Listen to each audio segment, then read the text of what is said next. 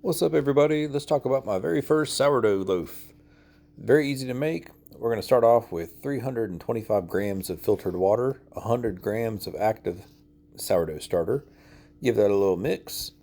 Then we're going to add in 500 grams of bread flour and 10 grams of salt. So we're going to take our fancy little whisk, whatever that thing's called, and get it all mixed together into a shaggy dough. Once it's nice and shaggy, we'll start using our hands, kind of get everything scraped down off that bowl the best you can. Do a little bit of a knead to it as well. And once you have it all nice and kneaded, it doesn't have to be perfect. It's not going to be a smooth ball. As you see, it's kind of shaggy. We'll cover it up, let it rest just on the counter for an hour.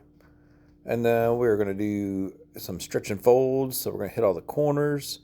And if you wet your hand, it'll keep your hand nice and clean too. And cover it back up for 30 minutes. And time to stretch and fold again. But this time we're going to do some coil folds on it. You can do from the corners like I was just doing. I'm no expert. This is my first time. And on to stretch and fold number 3 and stretch and fold number 4. It's a bunch, I know. I was a little overwhelmed myself, but it's worth it in the end, guys. The good part about this is once you're done with your last set of stretch and folds, you're going to cover this up. And it's going to rest for like 4 to 6 hours to do a bulk ferment. I put some plastic wrap on it too. Now, I did skip a step. Sorry, I didn't show it in the bowl after the ferment. But as you can see, it dumped right on the counter. When you get it stretched out into a nice, decent-sized rectangle, do a trifold on it, and then we're going to roll it up. So from my understanding in this step is when you would actually do like your inclusions, like your, cheese, jalapeno, whatever you want to do. But we're going to do a little bit of push and pulls. I'm no expert at that. This is my first time trying to do this, so looks a little wonky, but that's okay. But once you do everything and get it into a nice little smooth ball, you're actually just going to leave it on the countertop and take the same glass bowl that you've been using and cover it up. You're going to keep that there for 30 minutes. And after 30 minutes, what you're going to do is get your little basket thing, whatever it's called. I have no idea what it is. There's a name for it. But like I say, this is my first time. I have no idea. But I put a little bit of bread flour in there. And we're going to shape our dough. So basically what I'm going to do is just kind of pull it up from the edges into the middle. And that's going to tighten it. And you'll start to feel that dough tighten. And once you get it all pulled nice and tight, we're going to pinch that middle closed.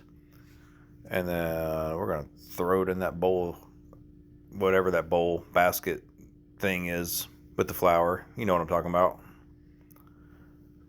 Put a little bit more flour on top. We're going to cover it with plastic, and it's going to go in the fridge. And it's going to cold proof in the fridge for like between 8 and 24 hours. After your cold proof is all done, we'll get it out and go ahead and get our oven preheated to 500 degrees with your Dutch oven in it if you're cooking in a Dutch oven.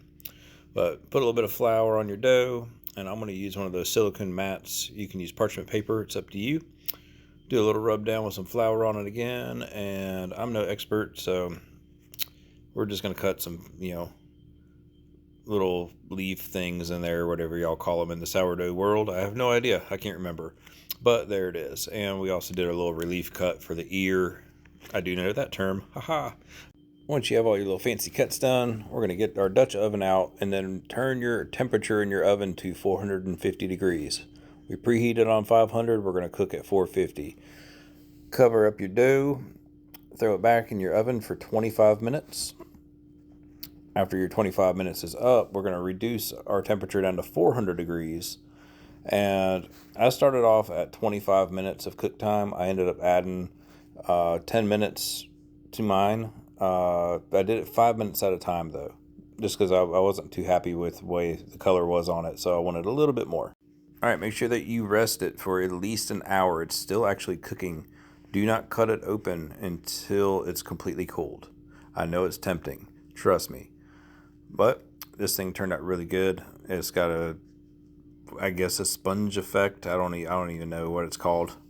But you squeeze it and it pops back up, as you can see. I hope y'all enjoyed.